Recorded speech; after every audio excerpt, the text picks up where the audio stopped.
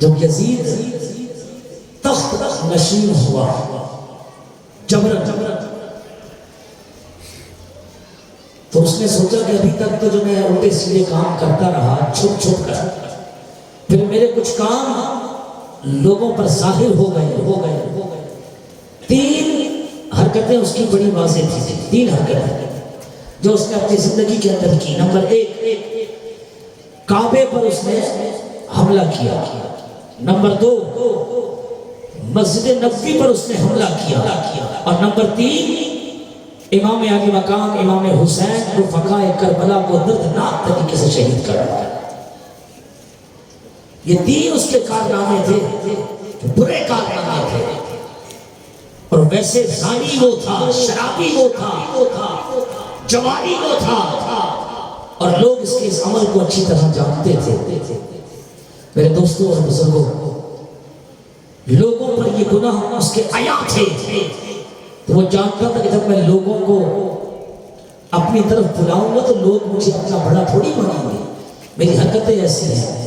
تو اس نے جبر کرنا شروع کر دیا، لوگوں کو دھمکانا شروع کر دیا، تم لوگ میری بیعت کرو، تم پر میری بیعت لازم ہے۔ میرے دوستوں اور بزرگوں، لیکن کوفہ والوں نے 150 خطوط لکھے، اور ایک روایت میں آتا ہے 1200 خطوط لکھے۔ امام علی مقام امام حسین رضی اللہ تعالیٰ عنہ کی بارگاہ میں 150 بھی اگر ہوں تو بڑی بات ہے۔ وہ خطوط پہنچے جن میں لکھا تھا کہ ہم یزید کے ہاتھ پر بیعت نہیں کرنا چاہتے، یزید کو برا جانتے ہیں۔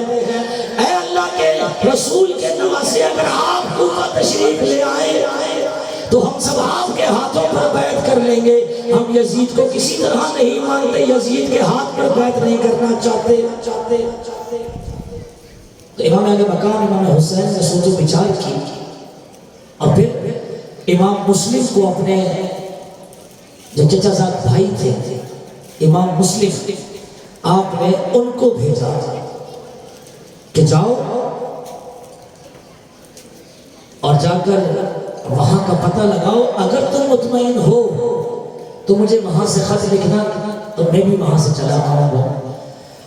قربان جاؤ امام علی مقام امام حسین رضی اللہ تعالیٰ عنہ نے مسلم بن عقیل جو امام حسین کے چچا زاد بھائی تھے، مسلم بن عقیل کو بھیجا۔ وہ اپنے دو ننھے منھے شہزادے، ایک کا نام محمد اور دوسرے کا نام ابراہیم، ان کو بھی ساتھ لے گئے۔ جب کوفہ پہنچے تو دیکھا وہاں تو حال بڑا بہترین ہے، لوگ انتظار میں امام علی مقام امام حسین تشریف لائے تو امام حسین کے ہاتھ پر ہم بیعت کر لیں۔ تو آپ وہاں ایک عورت تھی، اس کے گھر پر آپ ٹھہر گئے، اور لوگوں کا تانتا بنا گیا، لوگ چوک در چوک آتے رہے اور آپ کے ہاتھوں پر بیعت کرتے گئے، حتیٰ کہ 40,000 کی تعداد ہو گئی۔ کتنی؟ 40,000 کی تعداد ہو گئی۔ آپ بڑے خوش، آپ نے سب سے بیعت لی، اور بیعت لینے کے بعد ان سے کہا کیا تم میرا ساتھ تو نہیں چھوڑو گے؟ سب نے کہا ہم کسی طرح آپ کا ساتھ نہیں چھوڑیں گے۔ آپ نے گمان کیا جب یہ میرے ساتھ اتنے اچھے ہیں تو امام علی مقام امام حسین جب تشریف لائیں گے تو یہ ان کے ساتھ کتنا اچھا برتاؤ کریں گے۔ لہٰذا آپ نے امام حسین رضی اللہ تعالیٰ عنہ کو چٹھی لکھ دی، خط لکھ دیا، اور اس خط کے اندر لکھا کہ یہاں کے لوگ بہت اچھے ہیں، جب میں یہاں آیا تو لوگوں نے جوک در جوک میرے ہاتھ پر بیعت کر لی۔ اس وقت کم و بیش 40,000 کی تعداد ہو گئی، لوگ میرے آگے پیچھے گھومتے ہیں، میرا بڑا خیال کرتے ہیں، مہمان نوازی میں کوئی کسر نہیں چھوڑی۔ تو اے اللہ کے نبی کے نواسے، جب آپ کو یہ خط ملے تو آپ فوراً کوفہ تشریف لے آئے، یہ لوگ آپ کے ہاتھ پر بیعت کرنا چاہتے ہیں۔ خط روانہ ہو گیا تو کوفہ کے اندر جو اتنا لوگ پیار کرنے والے تھے نا، ان میں کچھ یزیدی بھی تھے۔ انہوں نے دیکھا یہ تو 40,000 کا مجمع امام مسلم کے ہاتھ پر بیعت کر چکا۔ وہ یزیدی فوراً یزید کے پاس پہنچے، اسے پیغام دیا، کہا تو خواب خرگوش کے مزے لیتا رہے گا، اور کوفہ کے اندر تو لوگوں نے امام مسلم کے ہاتھ میں بیعت کر لی ہے، اور تو کب تک سوتا رہے گا؟ جب اس نے یہ بات سنی تو سب سے پہلے کوفہ کے گورنر کو اس نے ہٹایا اور ابن زیاد کو کوفہ کا گورنر بنایا اور کہا کہ کسی بھی طرح یہ لوگ جو میرے خلاف محاذ قائم کر کے بیٹھے گئے ان کو تتر بتر کر دو، ان کو جدا کر دو، اور اگر نہ مانے تجھے مکمل اختیار دیتا ہوں جس طرح چاہے ان کے ساتھ برتاؤ کرو، بھلے سے ان کے ساتھ جنگ کرنا پڑ جائے، ان کی لاشوں کا ڈھیر لگانا پڑ جائے، میں تمہیں اختیار دیتا ہوں۔ ابن زیاد آیا تو دارالامارت کے ارد گرد 40,000 کا مجمع تھا جنہوں نے امام مسلم کے ہاتھ پر بیعت کی ہوئی تھی۔ امام مسلم اس کو واعظ و نصیحت فرما رہے تھے کہ ابن زیاد نے آتے ہی سب سے پہلے جو کوفہ کے سردار تھے ان کو پکڑ لیا، گرفتار کر لیا، گرفتار کرنے کے بعد چلاکی سے کام لیا اور سرداروں سے کہا یہ جو امام مسلم کے ساتھ لوگ مجمع ہے تم کوفے کے سردار ہو اور دارالامارت کی چھت پر کھڑے ہو کر اعلان کرو کہ تمہارا کوئی بھتیجا ہے، تمہارا کوئی بھانجا اور بھائی ہے، تمہارا رشتہ دار ہے، تمہارا عزیز ہے، جو بھی امام مسلم کے ساتھ کھڑا ہے تم اعلان کر دو، ورنہ یہ آج کے بعد تمہارا چہرہ نہ دیکھ سکیں گے اور تم ان کوفہ والوں کا چہرہ نہ دیکھ سکو گے۔ دھمکایا۔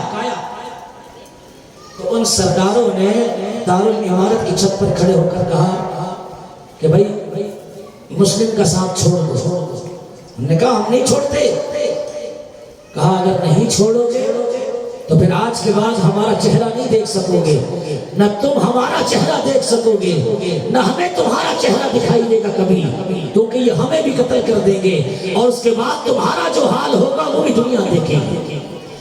اتنا کہنا تھا کہ لوگ امام مسلم کا ساتھ چھوڑنے لگے، حتیٰ کہ پیچھے ہٹتے ہٹتے اتنی تعداد ہو گئی کہ فقط 500 افراد رہ گئے۔ 40,000 میں سے صرف 500 کا مجمع رہ گیا۔ آپ بڑے پریشان ہیں، امام مسلم بڑے پریشان ہوئے کہ یہ کیا تماشا ہوا۔ کل تک تو یہ دم بھرتے تھے پیار کا، امام علی مقام امام حسین کے ہاتھ پر بیعت کرنے کا دم بھرتے تھے۔ یہ وہی ہیں جنہوں نے 1200 چٹھیاں امام حسین کو نواسہ رسول کو لکھی تھی، اور آج ان کو کیا ہو گیا؟ یہ سارے کے سارے ساتھ چھوڑ گئے۔ قربان جاؤ امام مسلم رحمت اللہ تعالیٰ علیہ ورضی اللہ تعالیٰ عنہ 500 کو لے کر مسجد میں گیا اور نماز پڑھتے ہیں، پھر بات کریں۔ تو جیسے ہی آپ نے مغرب کی نماز کے لیے اللہ اکبر کہا، نماز پوری ہوئی۔ جب آپ نے سلام پھیرا تو پیچھے دیکھا وہ جو 500 افراد تھے ان میں سے بھی اب کوئی ایک بھی باقی نہ تھا، بلکہ وہ سارے کے سارے امام مسلم کو چھوڑ کر چلے گئے تھے۔ وہ سب امام مسلم کو چھوڑ کر چلے گئے۔ اس واقعے کا امام مسلم کی ذات پر بڑا اثر ہوا۔ تو آپ اٹھے اور آپ نے اٹھ کر ایک خاتون جو اہل بیت سے پیار کیا کرتی تھی اس کے گھر پر جا کر آپ نے پناہ لی اور آپ نے اسے کہا کہ آج رات میں تمہارے ساتھ ہی گزاروں گا، یعنی اس گھر کے اندر رہوں گا۔ تو بڑی خوش ہوئی کہ میں تو اہل بیت سے پیار کرنے والا ہوں، میں اہل بیت سے پیار کرنے والی ہوں، یہ تو ہماری خوش نصیبی ہے کہ آپ ہمارے گھر پر قدم رنجہ فرما رہے ہیں۔ اس نے اپنے بیٹے کو بلایا اور بیٹے کو بلا کر نصیحت کی کہ دیکھو یہ حضور کی اولاد سے ہے، یہ آقا کریم علیہ السلام کی نسل سے ہے، یہ حضور کے قریبی ہیں، آج رات یہ ہمارے پاس رہیں گے، خوب ان کی مہمان نوازی کرنی ہے، جاؤ ان کے لیے کھانے کو لے کر آؤ اور ان کی مہمان نوازی کرو، خوب اہتمام کرو۔ وہ باتیں بھی سنتا رہا اور اندر اندر سوچتا رہا لو بھائی اور کیا چاہیے۔ ابن زیاد نے تو اعلان کیا ہوا ہے کہ جو ان کو پکڑ کر دے گا اسے میں جو ہے وہ حکومت میں شامل کروں گا، حاکم بناؤں گا، گورنر بناؤں گا۔ کہا یہ تو میرے گھر کے اندر ہی مجھے مل گئے۔ وہ گھر سے باہر نکلا اور سیدھا ابن زیاد کے ساتھیوں کے پاس پہنچا اور اسے بتایا جسے تم تلاش کرتے ہو وہ مسلم میرے ہی گھر پر ٹھہرا ہے، میری ماں نے امام مسلم کو اپنے گھر پر بطور مہمان ٹھہرایا ہوا ہے۔ اتنا سننا تھا کہ ابن زیاد کے لوگ سارے کے سارے اس گھر کا محاصرہ کر کے کھڑے ہو گئے. امام مسلم گھر سے نکلے ہاتھ میں ننگی تلوار لے کر اور آپ نے ان کو للکارا، ان سے مقابلہ کرنا چاہا. اسی اسنا میں ان پر اتنے تیر برسائے گئے کہ آپ کے دندان مبارک شہید ہو گئے. محمد بن اشعث نامی یزیدی یہ آگے بڑھا اور اس نے کہا کہ ارے کیا ہو گیا، ان کو کیوں مارتے ہو، یہ بڑے معزز ہیں. حالانکہ وہ خود یزیدی تھا. اس نے آپ کو لوگوں سے نکالا اور نکال کر ابن زیاد کے پاس لے گیا. قربان جاؤں امام مسلم رضی اللہ تعالیٰ عنہ کہ آپ ابن زیاد کے سامنے چلے گئے. ابن زیاد نے کہا یا تو یزید کی بیعت کر لو یا پھر مرنے کے لیے، قتل ہونے کے لیے تیار ہو جاؤ. آپ نے کہا یزید کے ہاتھ پر تو کسی طرح بیعت نہیں کروں گا، ہاں اگر تم نے مجھے قتل کرنا ہے تو پھر قتل کر لو، البتہ میری 3 باتیں لازمی پوری کر دینا. پہلی بات یہ ہے یہ جو میرے ہتھیار ہیں، سامان ہے، انہیں بیچ کر مجھ پر قرضہ ہے وہ قرضہ اتار دینا. دوسری بات جب تم میرا سر تن سے جدا کر دو تو پھر میرا کسی اچھے اور صحیح مقام پر دفن کر دینا، یوں ہی پھینک نہ دینا. اور تیسری بات یہ ہے کیونکہ ارد گرد سارے وہی جمع تھے جنہوں نے جو ہے وہ خطوط لکھ کر امام حسین کو بلایا تھا. ابن زیاد کے ارد گرد وہ سارے غدار موجود تھے. تو آپ نے فرمایا تیسری بات یہ ہے کہ تم میں سے جس سے ہو سکے امام علی مقام امام حسین کو پیغام دے دینا کہ کوفہ والے آپ کے خون کے پیاسے ہو گئے ہیں، لہٰذا آپ جہاں کہیں بھی ہے وہیں سے واپس ہو جائے. یہ کوفے والے دھوکے باز ہو گئے، کوفی لا یوفی، یہ کوفے والے وفا پر نہیں رہے، یہ بے وفا ہو گئے. لہٰذا پیغام ان کو دے دینا کہ آپ جہاں کہیں پہنچے ہیں وہیں سے آپ واپس ہو جائیں. ابن زیاد میں جانا وہ زہریلی آنکھیں اور کوفہ والوں کی طرف جب کی نا تو سارے کے سارے تھم گیا اور کہا کوئی ضرورت نہیں ہے، کوئی ضرورت نہیں ہے امام حسین کو یہ پیغام دینے کی. جس نے امام حسین کو پیغام دیا اس کا سر تن سے جدا کر دیا. اب یہ اور سہم کرے کہ نہیں بھائی ہم تو کوئی پیغام نہیں دیں گے. اور کہا جو 3 باتیں انہوں نے بیان کی ہیں ان تینوں باتوں پر جو بھی عمل کرے گا اس کا سر اس کے تن سے جدا کر دیا جائے گا. اب ڈر گئے سر. اور اسی اسنا میں امام مسلم رضی اللہ تعالیٰ عنہ کو ایک دروازے سے گزارا گیا. اس دروازے کا حال یہ تھا کہ دونوں طرف ہاتھوں میں تلوار لیے ابن زیاد کے بندے کھڑے تھے اور حکم تھا کہ جب امام مسلم اس دروازے سے گزرے تو اپنے تلواروں کے ذریعے ان پر حملہ کر دینا اور سر سے لے کر پاؤں تک ان کو شہید کر دینا. امام مسلم جب اس دروازے سے گزرے تو تلواروں کے ذریعے ان پر اتنے وار کیے گئے کہ آپ کا جسم چھلنی ہو گیا، چورا چور زخموں سے ہو کر آپ وہیں پر گر گئے اور اپنی زبان سے یہی کہتے تھے اشہد ان لا الہ الا اللہ وحدہ لا شریک لہ واشہد ان محمدا عبدہ ورسولہ.